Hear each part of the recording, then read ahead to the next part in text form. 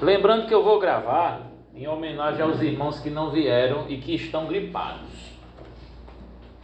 E a irmã que o filho foi cirurgiado e tal. Então, quando a gente fala do Antigo Testamento de profeta, sacerdote e rei, nós falamos de pessoas que eram chamadas de os ungidos. Porque estes daí, profeta, sacerdote e reis, eles de alguma forma eram consagrados e separados para esse tipo de ofício. Então era um trabalho consagrado e para sempre. Era colocado como rei, rei para sempre. Era colocado como sacerdote, sacerdote para sempre. Essa era a sua missão. Colocado como profeta, profeta para sempre. Então ele era consagrado, era separado e a sua missão era essa para o resto da vida. Como é o nome disso? Ministério.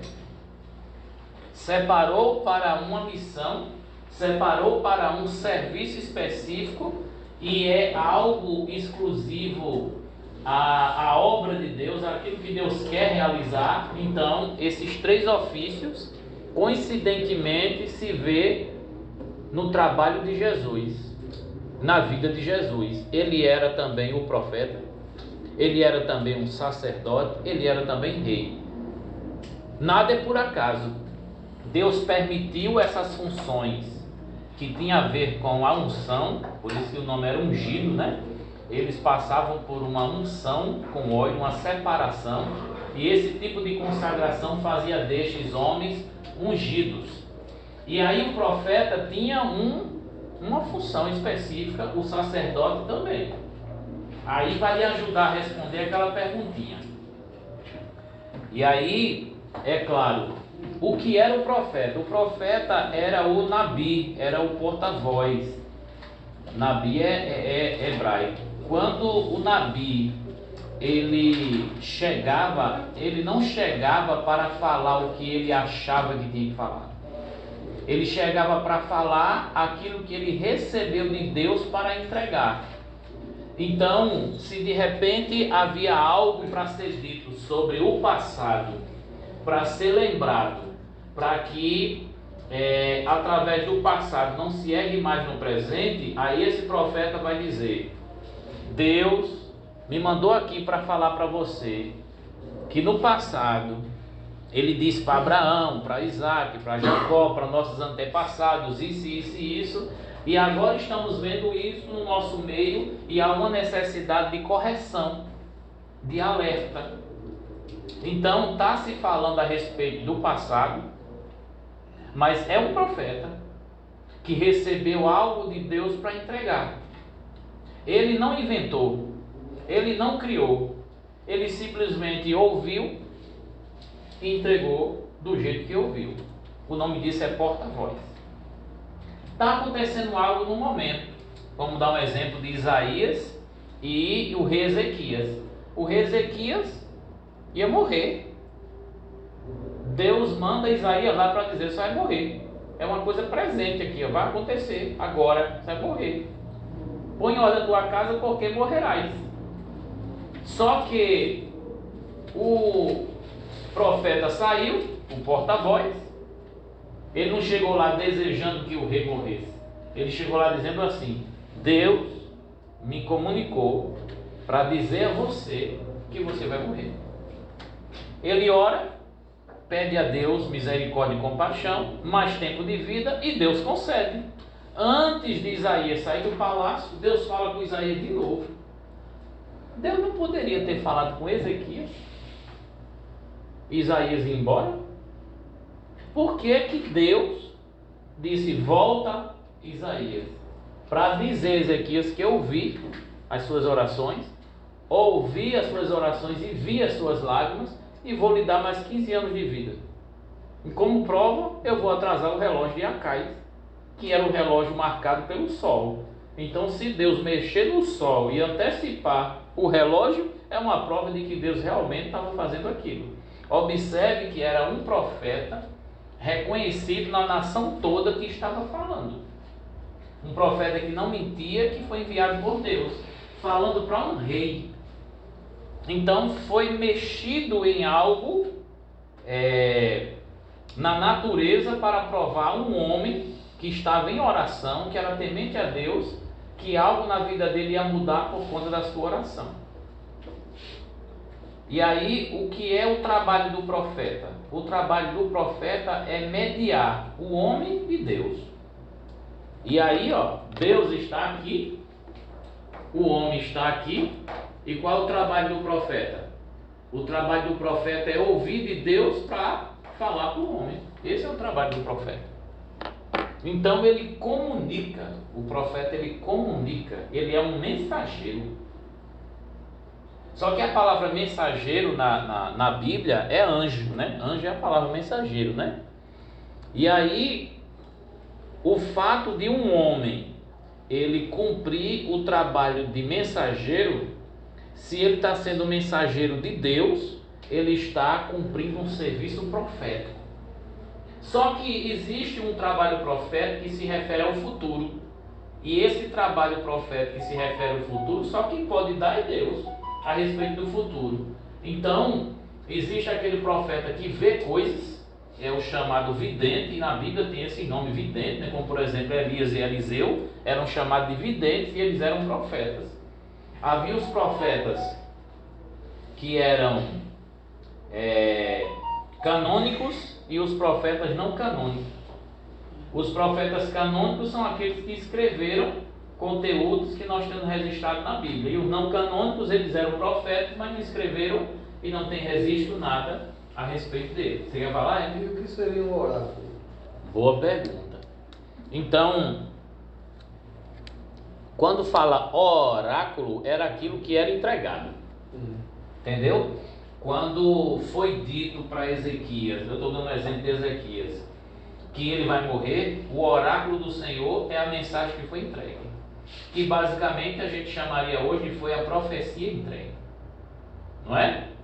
E aí a gente coloca na cabeça que a profecia, já vem uma coisa dentro de igreja isso, né? Que a profecia é quando você revela algo que está escondido e que é sobre o futuro, se é algo particular, um segredo, algo misterioso, aí o cara é profeta.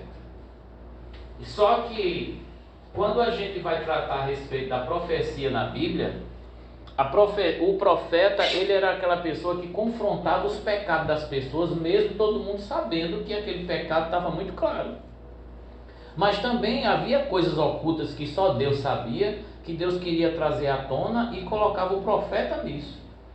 Mas havia também o trabalho do profeta, por exemplo, Isaías teve uma ocasião que ele tirou a roupa e saiu no meio da rua, e Deus estava falando com ele através desse ato.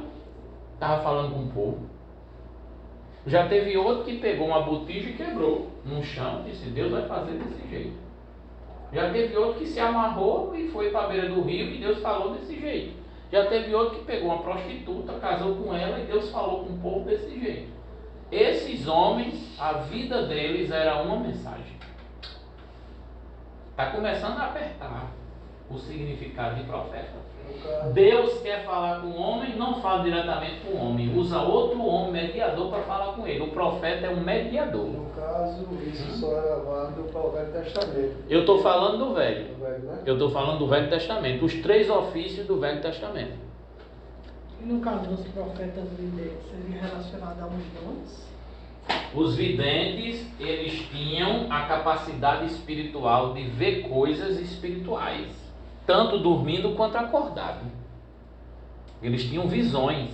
Aí a gente vai percebendo que a revelação progressiva dessas manifestações no Novo Testamento começa a ser descrita e começa a ser explicada para que não venha fugir daquilo que realmente vem de Deus. Por isso que a gente vai trabalhar 1 Coríntios 12, 13 e 14, porque ali Paulo está preocupado em que não haja ignorância a respeito dos dons, para que não haja uma mistura das coisas pagãs e diabólicas no meio do povo de Deus. E aí é uma necessidade de a gente resgatar o sentido que há no Antigo Testamento e que vai seguindo para o Novo. Aí nós temos o sacerdote.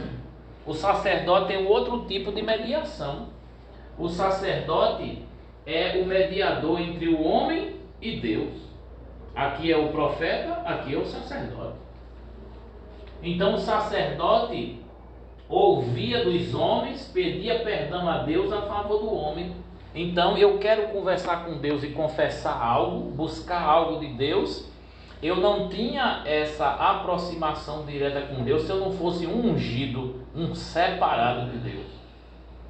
Por isso que alguns homens que não estão dentro da linhagem de profeta, sacerdote e rei, como por exemplo Gideão, quando Deus falava com ele dizendo, através de um anjo ou qualquer uma outra forma, você é separado para mim, para poder fazer uma obra grandiosa de libertação do meu povo. Eu? Quem sou eu? Na fila do pão, seria uma linguagem de hoje, né? Quem sou eu para o Senhor me chamar para ser libertador de Israel? Quem sou eu, disse Jeremias. Quem sou eu, disse Moisés. Então eles vão estar recuando diante do grande desafio que é assumir uma responsabilidade de ungido do Senhor. E precisava de uma confirmação, como Gideão precisou de confirmação, aquele negócio da lã e o orvalho. Moisés pediu confirmação, o cajado, a mão leprosa.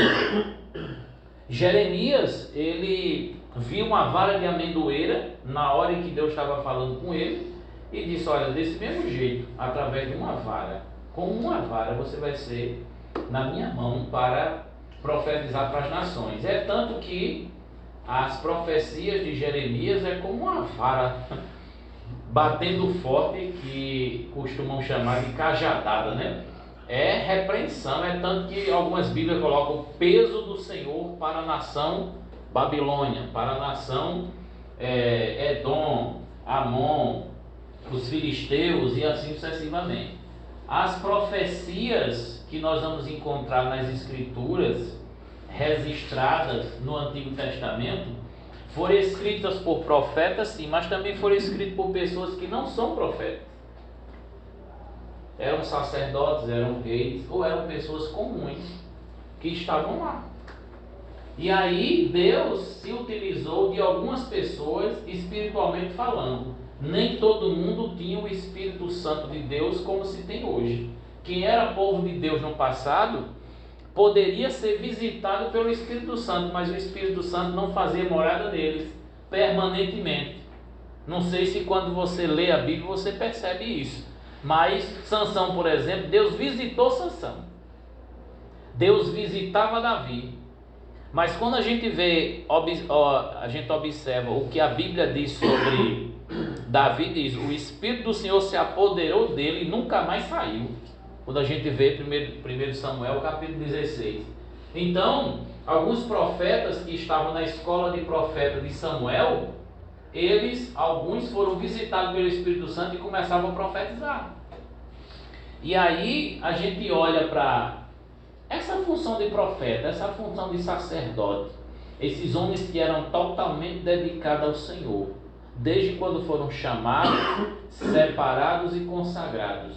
Eles entendiam que isso era mais importante do que a própria vida deles. Eles davam a vida por essa missão.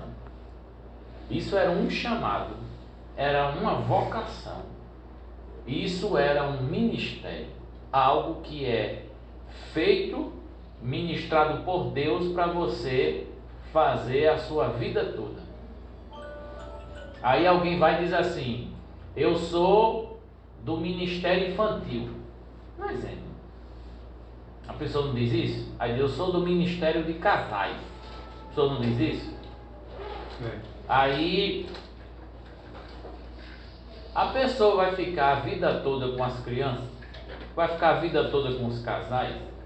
Quando Deus separou os dons, ele pensou em faixa etária, um grupo para os jovens, um grupo para os adolescentes, um grupo para as crianças, um grupo dos casais, um grupo dos homens, um grupo das mulheres. Não, isso é coisa da primeira aula. Na primeira aula eu falei sobre o organismo e a organização.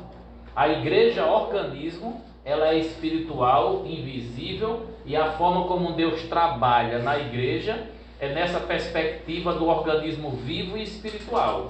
Porém, quando a gente olha para a igreja como organização, uma denominação que tem departamentos, a gente confunde os departamentos como se fosse um chamado específico para trabalhar. Então a função exercida na hierarquia da organização não significa dizer que isso é um dom espiritual. Você pode estar trabalhando numa coisa por causa de um talento natural e ainda não saber o que Deus quer com você, porque a organização ela acaba confundindo o organismo. Alcança aí o raciocínio do que eu estou dizendo? A gente trabalhou muito aqui, eu desenhei bem bonito aqui, foi dizendo, um corpo, eu desenhei aqui um corpo e desenhei aqui uma casinha. Qual foi que ficou mais bonito? A casa. O corpo ficou meio aleijadinho, meio desmantelado, mas tudo bem. E aí nós vamos entrar no assunto de Coríntios, justamente para a gente trabalhar o conceito do que é o corpo de Cristo e do que Paulo está querendo dizer quando fala: irmãos, não quero que sejais ignorantes a respeito dos dons espirituais. Olha como ele começa o texto de Coríntios: não quero que vocês sejam ignorantes. Então, se eu vou falar de profeta, eu tenho uma referência do Antigo Testamento. Se eu for falar de sacerdote, eu tenho uma referência do Antigo Testamento. Se eu for falar de rei, eu tenho uma referência do Antigo Testamento. Pedro vai dizer que nós somos sacerdócio real, nação santa, propriedade exclusiva de Deus para anunciar as virtudes daqueles que nos chamou das trevas para a sua maravilhosa luz. Ou seja, nós temos um ministério como igreja, como corpo de Cristo, um ministério real, sacerdotal e profético. A igreja, porém, a igreja ela é a mediadora entre os homens e Deus, e é a mediadora entre Deus e os homens, e a igreja também faz o trabalho de executar as leis de Deus para disciplinar o povo de Deus, e aquele mais ousado para também disciplinar as nações, corrigindo aqueles que estão em nossa volta, denunciando os pecados, anunciando o juízo e chamando para o arrependimento. Não era isso que os profetas faziam? Denunciavam o pecado, anunciava o juízo de Deus se não houvesse o arrependimento. Hoje em dia não é o que a gente prega, de tal forma que à medida que estamos pregando o arrependimento, denunciando o pecado e anunciando que o juízo de Deus virá, nós estamos cumprindo o trabalho profético. Só que o movimento pentecostal deu uma cara diferente e deformada do que é ser profeta e do que é profetizar e do que é ser cheio do Espírito Santo e do que é manifestação do Espírito Santo. Não o movimento pentecostal legítimo, mas existe um movimento pentecostal legítimo, moderado, consciente, doutrinado. Existem aqueles que são de bolo, como menino, age como menino, discorre como menino, mas quando passa a ser grande e adulto, deixa as coisas de menino. Lembra de Coríntios? Diga aí, Júlio. Quando você falou aí a respeito da igreja como mediadora, não seria mais uma apresentadora de Cristo? Porque não tem aquele texto que fala que só existe um mediador entre Deus e o homem, Jesus Cristo o homem? A igreja, ela como é que eu posso dizer? Apresentadora. Não, a igreja ela é a agência da salvação. O homem pecador, ele passa pela igreja, porque a igreja é a anunciadora, ela comunica o evangelho. E é isso que Jesus quer dizer, a gente usou aqui também esse texto, Mateus 16, quando ele usa a primeira vez a palavra igreja.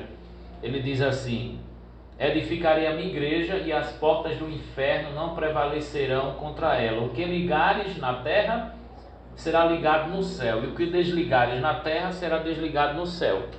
Eu te darei as chaves. Então, quando diz eu te darei as chaves, e os apóstolos eles representam a igreja, quando Jesus está dizendo isso, implica dizer que a salvação do mundo, vamos dizer, o mundo encontra a salvação às portas da igreja. Eu não estou falando da igreja de denominação, mas eu estou falando que um cristão, onde ele está, ele abre o reino do céu para qualquer pessoa quando ele prega o evangelho. Então é mediador nesse sentido, exerce um sacerdócio nesse sentido. É tanto que o mundo, quando vem até a igreja e confessa seus pecados, a igreja está trazendo o perdão para esse povo quando diz: o que perdoados terá sido perdoado no céu. A igreja exerce essa função mediadora, embora a igreja ela está conectada com a cabeça de tal forma que o que a igreja está fazendo é Cristo fazendo também, que não há separação entre o corpo e o cabeça, né? Então assim, Jesus ele é o sumo sacerdote, mas entregou para a gente o sacerdócio, de tal forma que o mundo ele é abençoado pela presença da igreja aqui, e o mundo não pode de jeito nenhum ir a Deus se não passar pela revelação do evangelho que a igreja tem para dar. Olha o perigo, nós dizermos que pessoas que nunca ouviu o evangelho por alguém da igreja, essa pessoa ir morar no céu. Não é perigoso? Por isso que Paulo vai dizer em Romanos, no capítulo 10, que aquele que invocar o nome do Senhor será salvo. Mas como invocarão o nome daquele de quem não ouviram? E como ouvirão se não há quem pregue? E como pregarão se não forem enviados? Então, quem são os enviados? Crente, igreja. E quem é que envia? Crente, igreja. De tal forma que o evangelho está com a igreja, a missão de pregar está com a igreja, e quando alguém da igreja chega em um determinado lugar onde o evangelho não está, ali está fazendo a mediação. Mas não é a mediação entre Deus e os homens exclusivamente entregue pela igreja, mas por causa de Cristo que a igreja é mediadora, porque a igreja ela é parte de Cristo como corpo, e a gente vai entender isso muito bem nesse texto de Coríntios capítulo 12. Jesus é o único mediador de fato, porque não tem outro mediador, mas a mediação de Cristo é transferido para a igreja, que apresenta Cristo como a porta do céu. Ou seja, você só vai ao Pai através de Cristo. É isso que a igreja anuncia, de tal forma que alguém só vai saber de Cristo se a igreja aí anunciar. É nesse sentido aí para a gente fechar. Saindo do contexto de profeta, sacerdote e rei, saindo desse contexto do Antigo Testamento, agora nós vamos perguntar no Novo Testamento o conceito de rei. Como é que existe? O conceito de sacerdote, como é que existe? O conceito de profeta, como é que existe? No Novo Testamento aparece profeta? Aparece. Inclusive antes do Messias se revelar, um profeta se revela. Como é o nome dele? João Batista. Antes do Messias vir, Malaquias já tinha dito que, e Isaías já tinha dito que antes do servo do Senhor chegar, do ungido chegar, iria vir a voz que clamava no deserto preparando o seu caminho. E a voz que clamava no deserto era João Batista. E quando diziam para Jesus se era Elias, aí Jesus disse: Elias veio e vocês não reconheceram. Ele era a voz que clamava no deserto, se referindo a João Batista. Então, de fato, na época de Jesus havia profetas chamados de profeta, como por exemplo o João Batista. E no meio dos apóstolos também tinha aqueles que Deus levantava de forma profética, como Ágabo. Aconteceu isso. Em Atos capítulo 13, estavam orando, inclusive Paulo e Barnabé estavam presentes. Alguém se levantou em profecia dizendo: separai para mim Paulo e Barnabé para uma obra que eu tenho reservado. E esse trabalho missionário de Paulo começa a primeira viagem missionária a partir de uma profecia que foi dada. Um outro episódio, não vou lembrar a referência agora, mas um profeta ele tomou o cinto de Paulo, se não me engano. Sim, foi Ágabo. De uma maneira, foi ele mesmo? Foi.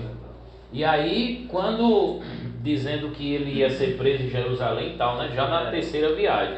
Então, assim, quando a gente fala de manifestação espiritual, a gente precisa deixar muito claro que é a Bíblia que prescreve o que é espiritual e o que não é. Agora é que vai começar a nossa reflexão em Coríntios capítulo 12. Nós vamos ler a partir do versículo 1 até o versículo 3. Me acompanhe, por favor.